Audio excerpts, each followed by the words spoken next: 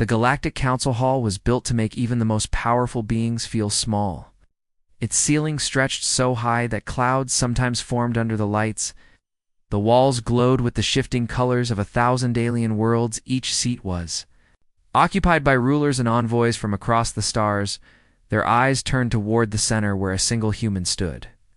Ambassador Alina Morozov. She was calm, her hands folded in front of her. Her simple black suit made her seem ordinary, but her gaze was sharp and cold like a blade wrapped in velvet. The council had never allowed a human in this chamber before, yet today they had invited her, and no one knew why. In the far corner, an assassin blended with the shadows. His species could change the color of their skin and shift their outline, making them almost invisible. He had been paid a fortune to end her life. The weapon in his hand was disguised as a ceremonial cane, but inside it held a needle of light fast enough to pierce armor and slow enough to keep the victim conscious for their last breath. The scanners at the door had found nothing because his weapon was older than the council itself and invisible to their machines. He had studied her movements for weeks. He knew her schedule, the way she walked, the way she paused before speaking. He believed she was just another human diplomat, fragile and unaware there. Council leader, a massive insectoid with crystal wings, began the meeting. His voice clicked through a translator.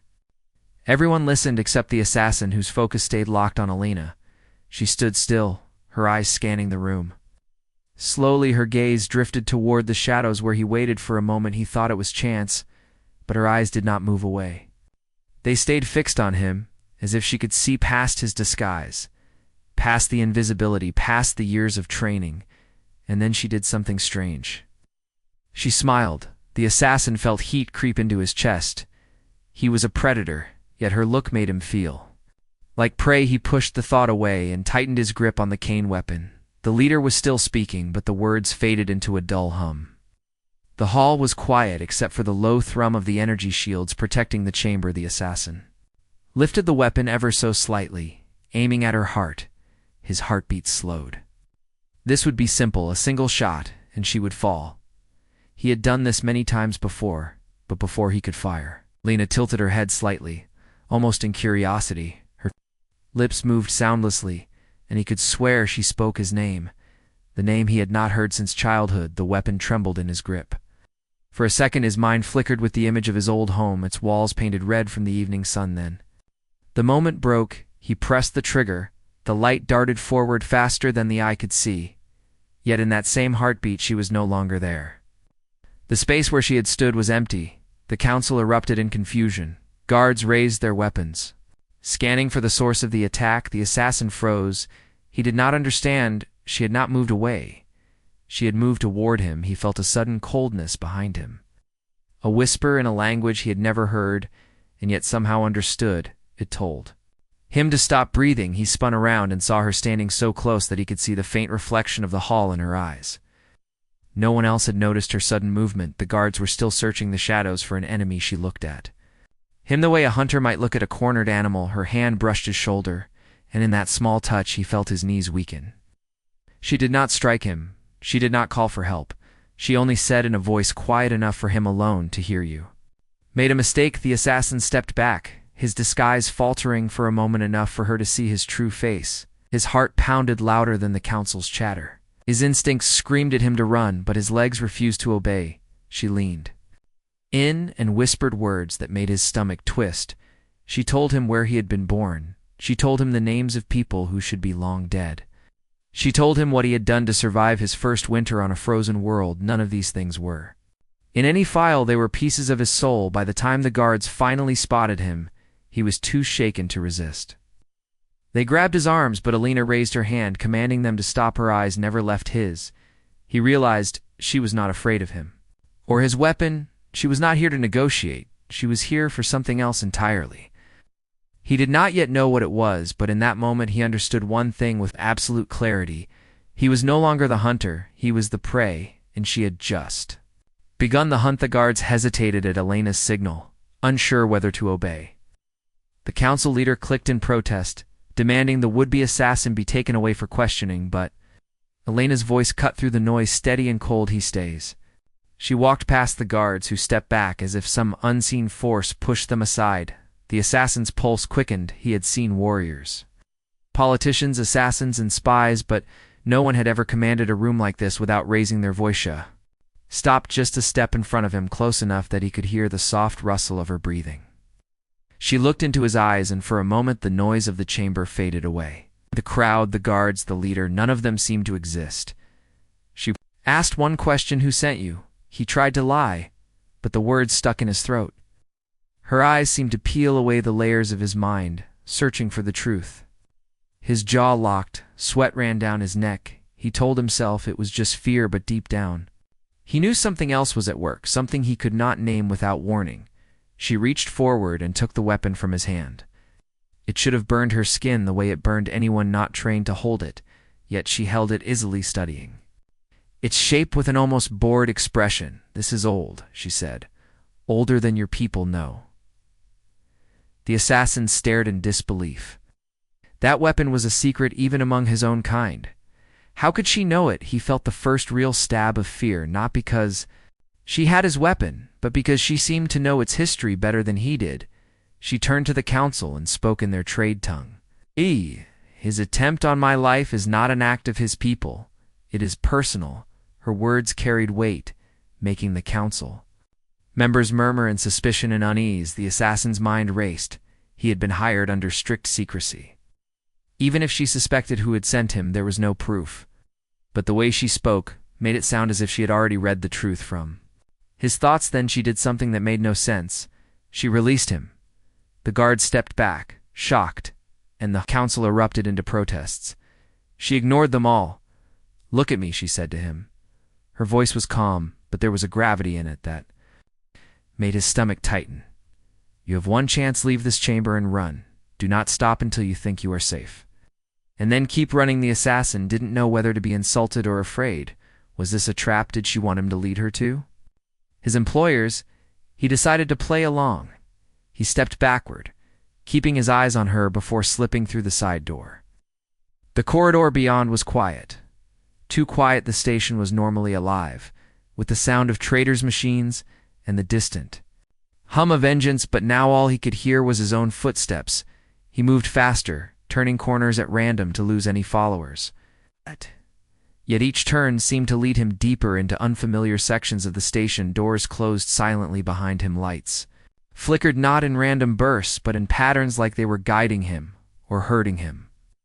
Somewhere deep inside, he felt the hair on the back of his neck rise. He stopped at a reflective panel to catch his breath, but the reflection staring back at him was not his current face. It was his younger self, eyes wide with fear, lips trembling the same way they had the night his home burned. Stumbled back from the panel, his mind reeling. There was no technology on this station that could project illusions without his implants detecting it, yet his implants were silent, as if they too were trapped in whatever this was. Voice echoed down the corridor, soft and certain. "Keep running." His heart pounded. He did not know where he was going, but he knew she was close. He remembered her eyes, the way they had looked at him, not with anger, but with something worse: certainty. The certainty of a hunter who knew exactly where her prey would end up. He gritted his teeth and ran faster, knowing that every step only brought him closer to whatever trap she had set, but unable to stop himself. The assassin's lungs burned as he sprinted through the twisting corridors, but no matter how many turns he took, the station felt wrong. It was as if the architecture itself had changed under his feet. Corridors that should have led to docking bays now stretched into unfamiliar halls. The air grew colder with each step, and the hum of the station's engines faded until there was only silence. The assassin slowed his pace, his instincts screaming that he was no longer in the same place he had entered. He found a heavy door at the end of a narrow passage. It opened with a slow hiss, revealing a dimly lit chamber. Inside, the walls were lined with strange carvings, symbols he did not recognize. The floor was smooth black metal that reflected the faint light like a pool of still water. In the center stood Alina, hands clasped behind her back, as if she had been waiting for hours. Her eyes locked onto his the moment he stepped in, and the door closed behind him without a sound. He reached for the small blade hidden in his boot, but her voice stopped him. "Cold. They call me Baba Yaga," she said. The name rolled off her tongue with a weight that made the air feel heavier. He had never heard the words before, but they stirred Something inside him, a whisper of fear he couldn't explain. He tried to act indifferent, but his voice betrayed him.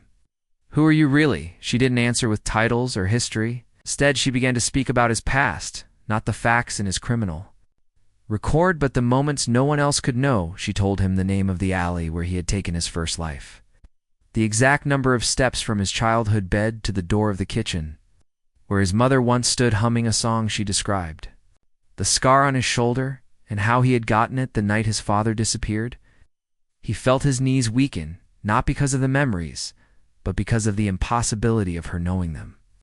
The assassin tried to stay calm, but each word she spoke was like a hand reaching into his chest, pulling out something he had buried long ago.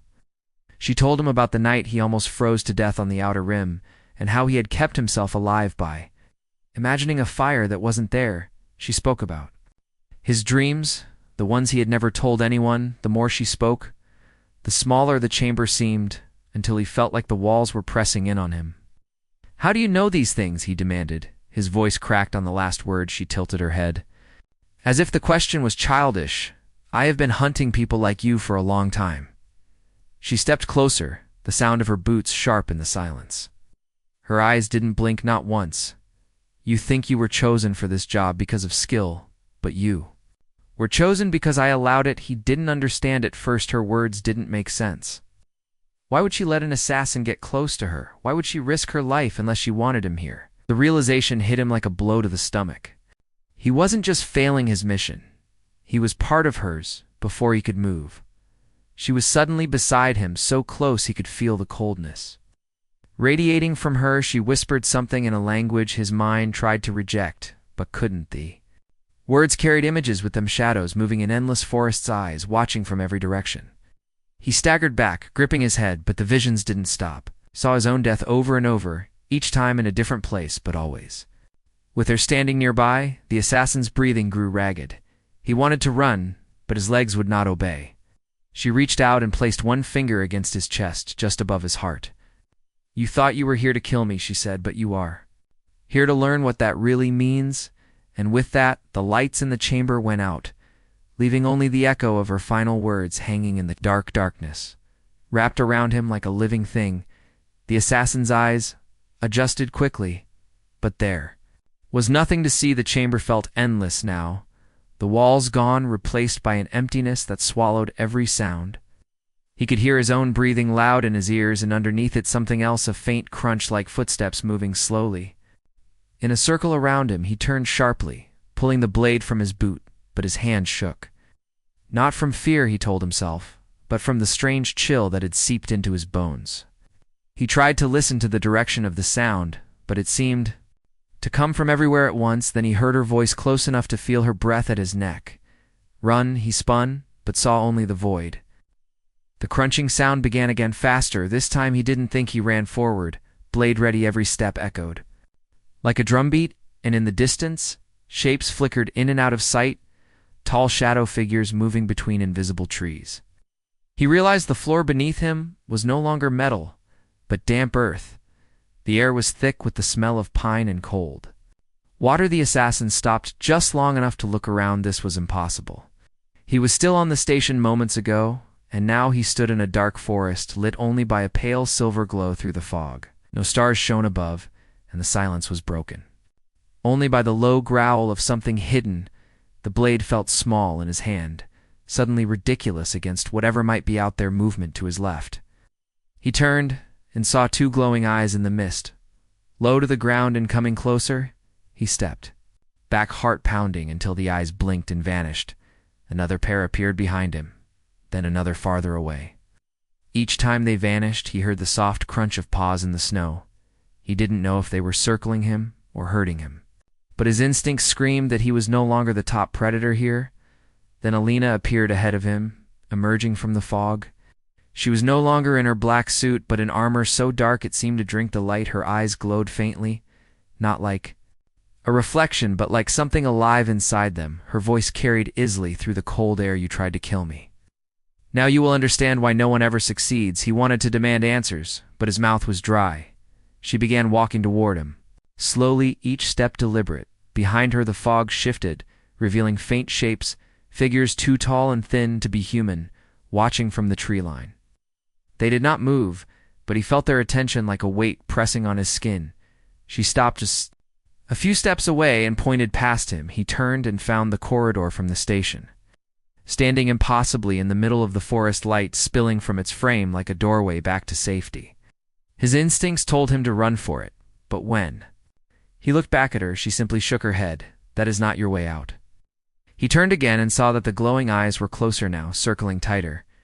The sound of their paws was joined by a low rumble that vibrated in his chest. He tightened his grip on the blade, ready to fight, but something inside him knew it would make no difference.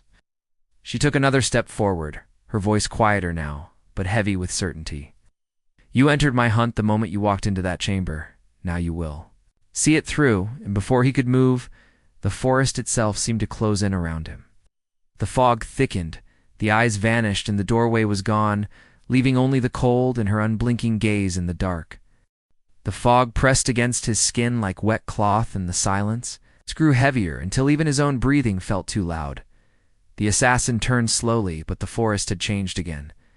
The trees were closer, their trunks gnarled and twisted like old hands reaching toward him. The snow beneath his boots was gone, replaced by black soil that swallowed the sound of his steps.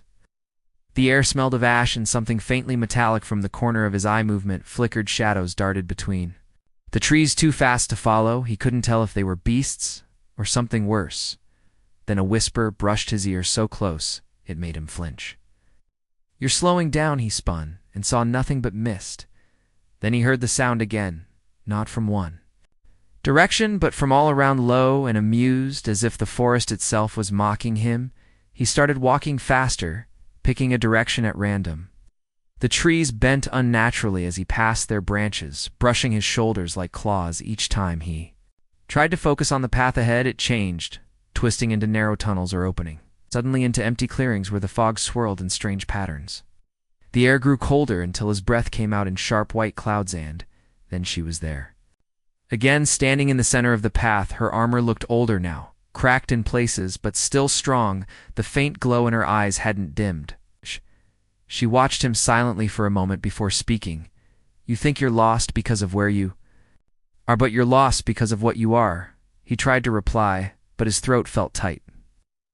She stepped closer, and the forest seemed too quiet, as if listening. I know every lie you've told, she continued. Wow. Every life you've taken, every face you've forgotten, but they remember. They're here now. The assassin didn't understand until the fog shifted and shapes began to form. Faces emerged from the mist, people he had killed over the years. Some glared at him, others simply stared with empty eyes. The sight made his stomach twist. He stepped back, but the figures followed, closing in without a sound. He raised his blade in desperation, but the weapon felt like dead weight in his hand. The faces stopped just short of touching him, their eyes locked on his. Then Alina moved past him into their midst. They parted for her like shadows fleeing the light. She didn't look at them. Instead, she looked at him and said softly, You are prey now. And prey does not choose where the hunt ends. Suddenly, the ground beneath him shifted. He stumbled and realized the soil was crumbling away. The trees bent inward, their branches tangling overhead until the sky was gone. The last thing he saw before the darkness swallowed him was Elena's pale face, framed by the faint silver glow of her eyes. Her voice followed him down into the black. Run if you can. When his vision cleared, he was no longer in the forest. The air was sharp and dry, the ground solid metal beneath his boots. He was in a narrow corridor lit by a single flickering light, but the silence here was even worse than the forest. As he took a step forward, a shadow detached itself from the wall and began moving toward him, slowly, deliberately, and in that moment he realized it was her again, but different, taller, darker, and far more dangerous than before. The corridor seemed to stretch endlessly behind her shadowed figure. Her armor was gone, replaced by something older, a dark coat lined with symbols that hurt his eyes. If he looked too long, her steps were soundless, yet each one felt heavier than the last, as if the floor itself bowed under her weight. The flickering light above them caught her face only in brief flashes, and in those moments he saw that her eyes were no longer human at all. They were deep pools of silver, swirling like liquid metal. Assassin tightened his grip on the blade, though his hand ached from holding it so long he tried to keep his voice steady. "What are you?" She didn't answer immediately.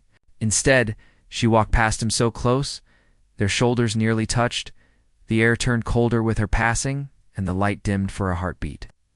She stopped just behind him and spoke softly.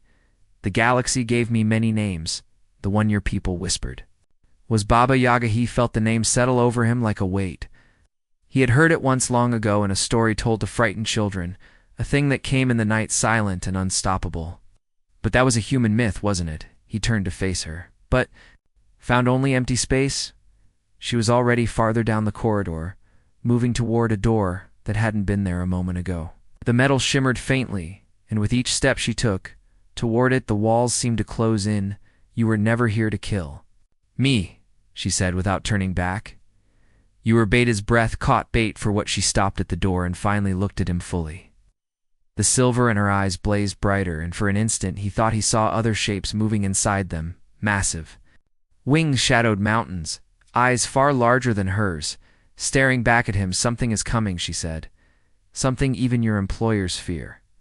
And they sent you, so I would come out and hunt." Again the corridor shuddered like something enormous had struck. The station from the outside, he grabbed the wall to keep from falling, but she stood, unmoving, her gaze fixed on the door. Another impact. This one closer, a deep metallic groan echoed around them, and the flickering light went out, completely plunging them into darkness and that blackness. Her voice was calm, almost cold. "I am not here to protect you. I am here to remind them what happens when they wake Mitha." Door opened with a hiss, revealing a sky filled with unfamiliar stars and a fleet of ships. Larger than anything he had ever seen, their hulls glowed with patterns that hurt his eyes to follow. And they moved with the slow certainty of predators closing in. He stared at them in silence. His earlier mission forgotten, she stepped through the doorway and paused, looking back at him. "You can leave now if you like. You'll live a little longer. Or you can follow me and see what the end of fear looks like." He didn't answer, not right away. Somewhere deep inside him, the assassin knew there was no escaping her now. Whether he followed or fled, her shadow would be there waiting in every dark corner of every world. Finally, he stepped forward through the door after her. The moment he crossed the threshold, the stars seemed to grow sharper, the cold air filling his lungs like ice. She smiled faintly, not in kindness, but in recognition. The hunt had only just begun, and now he was part of it, whether he wanted to be or not. The alien sky stretched above them, a vast ocean of black, pierced by stars that burned with unnatural light.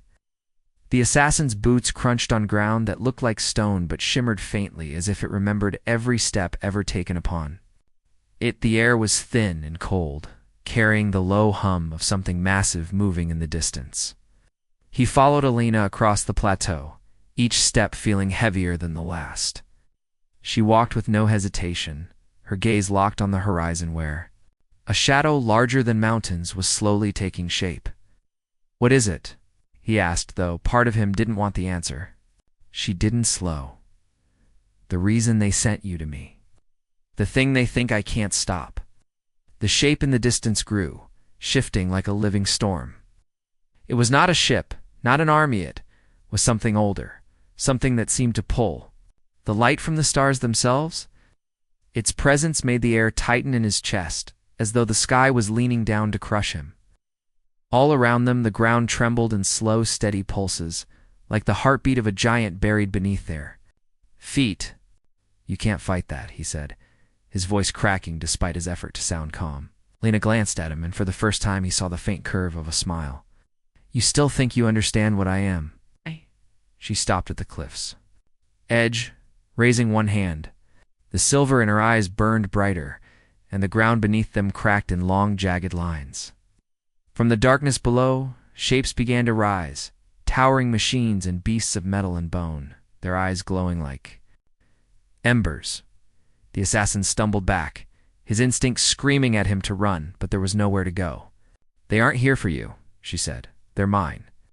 The storm shadow on the horizon roared, the sound rolling over the land like the sea. The machines moved to the cliff's edge beside her, some crouching low, others aiming weapons that looked forged from the void itself. The assassin realized with a sick twist in his gut that this was not her army. It was her pack. It hadn't been called Baba Yaga because she hunted men. She was Baba Yaga because entire worlds had been prey to her. The massive shape began to descend, blotting out the stars above. For a moment, he thought the darkness had swallowed the world. Then Alina stepped forward, her voice carrying clear through the icy air. She spoke a single word, one he didn't recognize, but the ground shuddered, and the machines moved in perfect unison. The first blast lit the sky white. The storm shadow screamed, and the plateau shook as if it would split apart. The assassin could only watch, the shock rooting him. In place, he realized this was not a battle, this was an execution. And he, for reasons he still didn't understand, had been chosen to witness it. When the sky finally cleared, the shadow was gone. The horizon was empty again, the silence heavy and absolute. Alina turned to him, her eyes dimming back to human. "They will remember this," she said. "And they will remember you were here when it happened." He stared at her, the weight of her words sinking in. "Why me?" he asked. "Because," she said, stepping past him, "every story needs someone to survive it." And as he followed her back toward the waiting machines, he knew two things for certain. He would never be free of her shadow. And somewhere out in the dark, the galaxy was already whispering the name Baba Yaga once more.